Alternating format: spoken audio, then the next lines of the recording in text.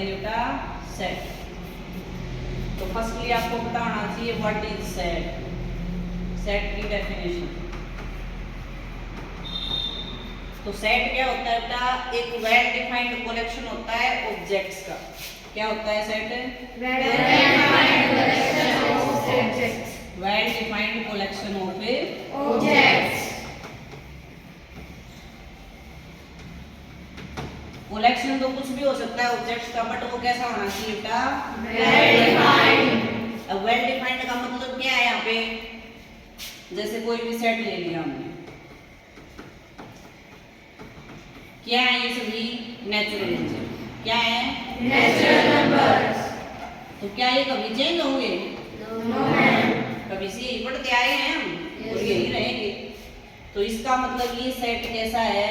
Well defined. Well defined collection हो गया ये ऑब्जेक्ट्स का। 1 2 3 4 5 ये क्या है? सभी ऑब्जेक्ट्स हैं। ठीक है। अब ये कह दिया जाए कि इंडिया की क्रिकेट टीम में बेस्ट क्रिकेटर कौन कौन है? तो यहाँ सबकी चॉइस क्या है? अलग अलग।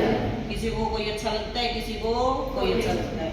तो वो वेल डिफाइंड कलेक्शन नहीं हुआ, तो उसको हम सेट नहीं करेंगे। ठीक है। तो जो भी ऑब्जेक्ट का कलेक्शन होगा वो कैसा होना चाहिए था? वेल डिफाइंड, तभी वो सेट होगा। अब सेट की नोटेशन। सेट को हमेशा कैपिटल लेटर से नोट किया जाता है बेटा। किससे नोट किया जाता है? Capital letters. Capital letters.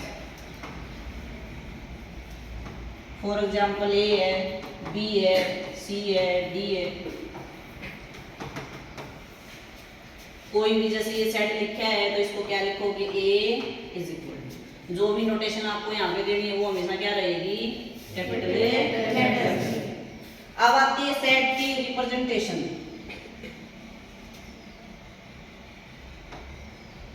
Set को कैसे रिप्रेजेंट करोगे? 2 वेज में होती है रिप्रेजेंटेशन। कितने वेज से? 2 वेज से। फर्स्ट होती है बेटा रोस्टर फॉर्म, सेकंड होती है सेट बिल्डर फॉर्म।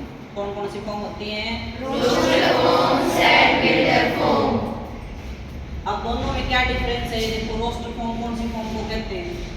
कोई भी एलिमेंट्स ले लिए हमने 1 2 3,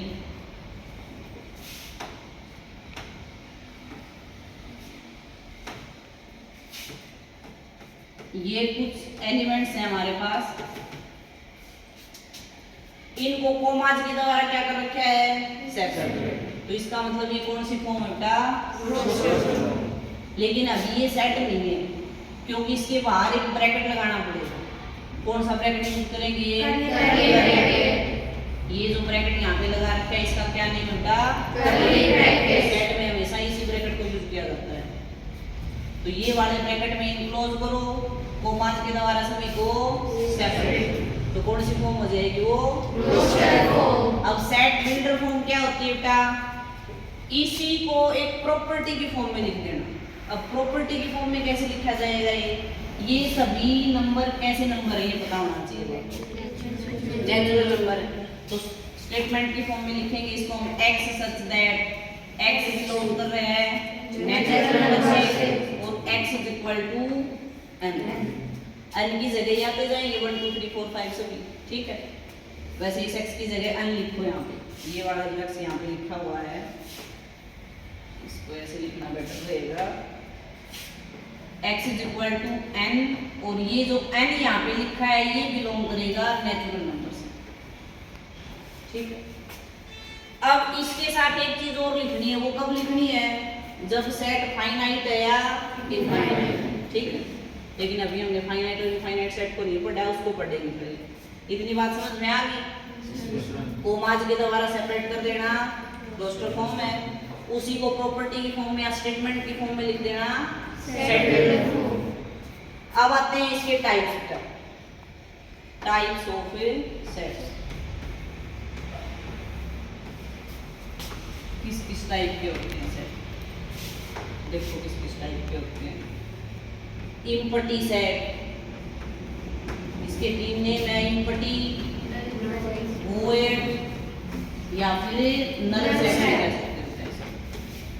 तो नेम से ही पता चल रहा है इम्पटी, जिस सेट के अंदर कोई भी एलिमेंट प्रेजेंट नहीं होगा तो उसको हम ऐसे नोट करेंगे, ये कर्ली ब्रैकेट अंदर कोई एलिमेंट नहीं है।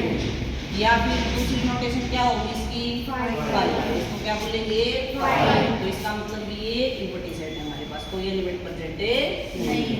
सेकंड हो गया था सिंगलटन सेट। कौन सा सेट है, सिंगलटन सेट। अब नेम से पता चल रहा है सिंगल, जिस सेट के अंदर सिर्फ एक एलिमेंट हो। एक एलिमेंट का ये मतलब नहीं है उसके अंदर वन हो, सिंगल एलिमेंट सिंगल हो। ये नहीं, यहाँ पे कैपिटल लेटर नहीं आएंगे। अब इस सेट में कितने एलिमेंट हैं, एक। तो ए भी हो सकता है, वन भी हो सकता है, कुछ भी हो सकता है, आई एम। तो ये सभी कैसे सेट है बेटा, सिंगलटन सेट। फिर आता है फाइनाइट सेट, इसका भी नेम से पता चल रहा है, जिसके अंदर नंबर ऑफ एलिमेंट्स क्या हो, फाइनाइट। नंबर ऑफ एलिमेंट्स क्या होता, फाइनाइट। उस सेट को फाइनाइट सेट चाहिए। फॉर एग्जांपल हमने लिख दिया 1 2 3। अब इस सेट में कितने एलिमेंट हैं, 3 एलिमेंट हैं, काउंटेबल है सब। नेक्स्ट आता है इनफाइनाइट सेट। अब इनफाइनाइट सेट क्या होता है, ये भी नेम से पता चल रहा है बेटा, जिसके अंदर नंबर ऑफ एलिमेंट्स क्या हो, अनकाउंटेबल हो, जिनको हम काउंट नहीं कर सकते प्रॉपर्ली। फॉर एग्जांपल ये कह दिया जाए नेचुरल नंबर का set, set of natural numbers. तो कितने होते हैं नेचुरल नंबर, बताओ, अनकाउंटेबल है, काउंट नहीं कर सकते ना हम लास्ट नेचुरल नंबर को। तो इस टाइप के जो भी सेट है वो कैसे सेट है बेटा, इनफाइनाइट सेट। फिर आता है इक्वल सेट। इक्वल सेट में जितने भी यहाँ पे सेट लिखोगे सभी में सेम एलिमेंट होने चाहिए, ठीक है। जैसे यहाँ पे लिख दिया 1 2 3, 1 और 2 ले लो। दूसरा सेट ले लिया हमने 2 1 2। एलिमेंट रिपीट होने से कुछ फर्क नहीं पड़ेगा, उसके ऊपर इसमें भी 1 और 2 दो ही एलिमेंट है, इसमें भी 1 और 2 ही है, ठीक है। यानी जो सेम एलिमेंट यहाँ लिखे हुए हैं वही इसमें होने चाहिए, ऑर्डर आगे पीछे हो सकता है, उससे कुछ फर्क नहीं पड़ेगा। तो वो कैसे सेट होंगे, इक्वल सेट। फिर आता है इक्विवेलेंट।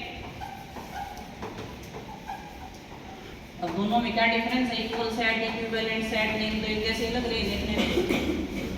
तो इसके लिए पहले आपको पता होना चाहिए कार्डिनल नंबर क्या होता है सेट का।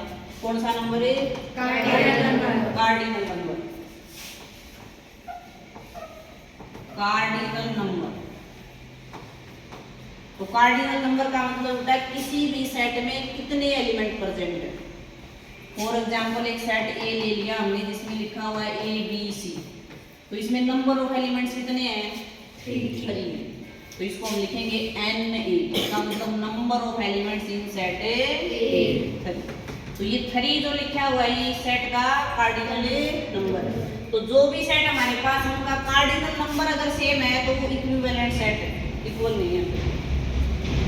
फॉर एग्जांपल ले लिया हमने बी सेट है हमारे पास 1 2 3, सी सेट ले लिया था हमने x y z।